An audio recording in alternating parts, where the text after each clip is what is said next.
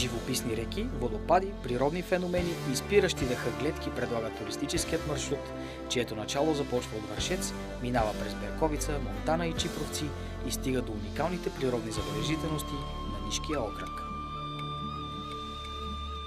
Сгушен в полите на Балкана, националният курорт Вършец е едно от най-зелените и красиви места в България.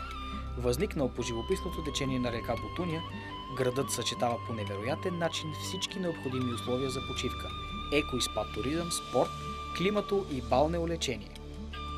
Причудливите скални образования, реки и водопади, вековните гори и дъхавите поляни, безбройните бликащи от пукнатините на гранитните масиви лековити минерални води правят Вършецкия край едно от най-привлекателните места за туризъм у нас. Екопътека Иванчова поляна води до местността Водопада, известна с водната си каскада. Маршрутът й започва от Вършец и преминава през отлично устроени места за отдих и пикник. Преходът е сравнително лек и приятен, а от екопътеката се разкрива чудна гледка към връх Тодорини кукли, Вършец и склоновете на Стара планина. С посещение на Клисурския манастир завършва преходът до връх Тодорини кукли. Още една възможност да се насладите на откриващите се панорами, кристалния въздух и величието на 100-годишната Букова гора.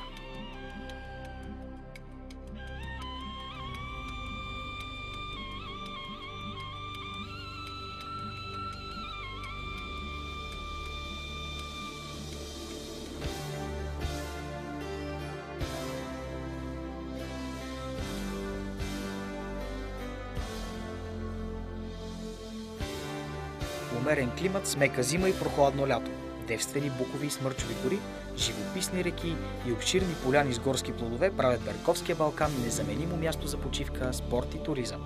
С почти отвесния си северен склон, като изполин се извисява в небето връх Ком, четвърти по височина в Западна Стара планина.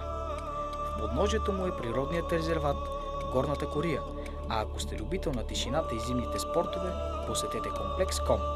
Изходна точка за много туристически маршрути. До самия връх Ком трасето минава над местността Фунията, а на 1 час път от хиша Ком е местността Щъркевица. В подножието на планината се червенеят покривите на Берковица, град, възпят в произведенията на народния поет Иван Вазов и обявен преди близо 40 години за курорт с национално значение. Попаднали в Берковица, вие ще се потопите в уюта на българската възрожденска атмосфера. А ако сте любител на планината, може да избирате от 10 туристически маршрута, разкриващи най-красивите кътчета на Берковския Балкан и Западна Стара планина.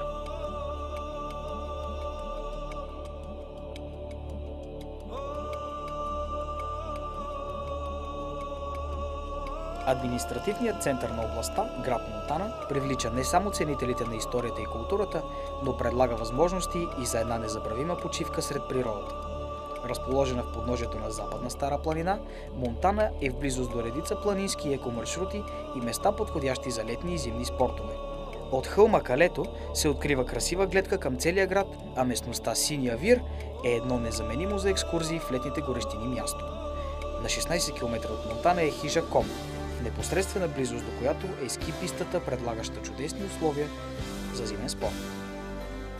От връх Ком се открива внушителна гледка към Берковското поле, Монтана и язовир Огоста. Множество туристически маршрути водят началото си от върха, като пътя се вие през вековни гори, реки и отморяваща очите зеленина. На 9 км от града, в долината на Голяма река, е едно от най-красивите и посещавани места – Хайдушките водопади. Буйните води на водопадите с грохот се спускат между скалите и, разбивайки се на бяла пяна, поемат спокойно към града. Тъмно-зелените скали, обрасли с сребристи лишеи и сладка папрак, правят мястото потайно и вълшебно. Тишината е дълбока и се нарушава само от силното бучене на водата. И само през почивните дни човешка глъчка нарушава спокойствието и тишината на планината. В подножието на връх Три чуки, в живописната котловина на Чипровската река се белеят къщите на чипровци, разпръснати като перли по склоновете на Язовската планина. Прекрасните пейзажи, прохладното лято и меката зима приличат тук любителите на планината през всичките сезони. Множество маршрути водят туристите през вековните гори до местните природни забележителности. По екопътека Деяница, през дъхави поляни и дървени мостчета се стига до Чипровския водопад, една от най-красивите природни забележителности в страната. Водната каскада се спуска от 18 метра височина и създава една вдъхновяваща картина от милиони водни капчици, разпръснати във въздуха. А обявената за чудо на природата пещера Мишин камък, намираща се в Чипровския дял на Стара планина, спира дъха на всеки посетител с потайните си и неизбудими лабиринти.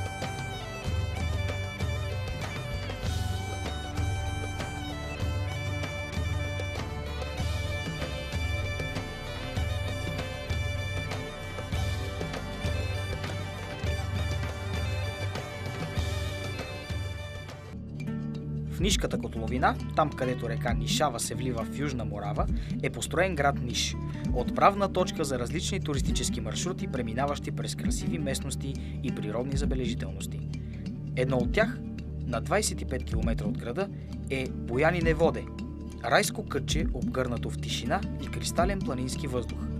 До извор с чиста планинска вода за пълноценния отдих на туристите са построени планинарски дом, ски къща и баскетболно игрище.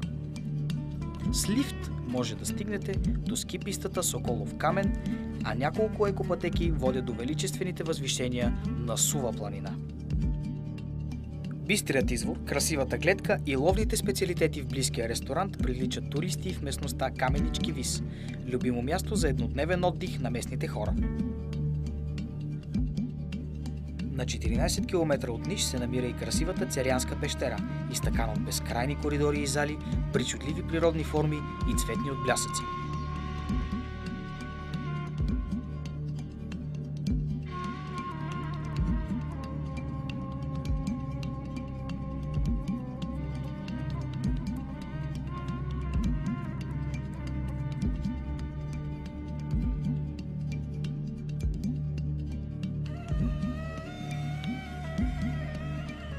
Чудесно място за излети и спорт е и Ялашничката клисура.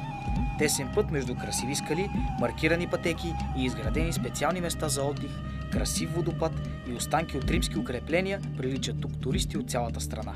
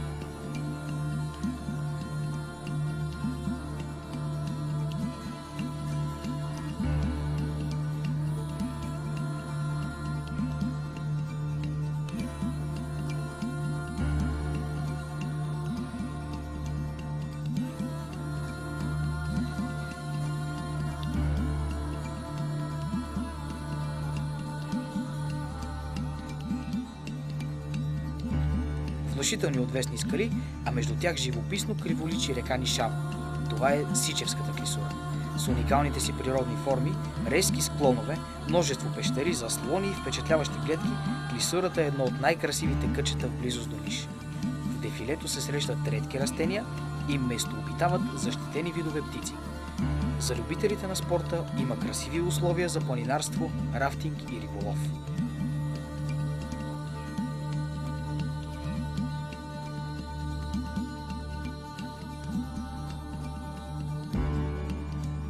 Обиколката приключва, но уникалната природа и красивите гледки ще ви връщат обратно към региона Монтана Нишава, там, където всеки може да намери своя рай.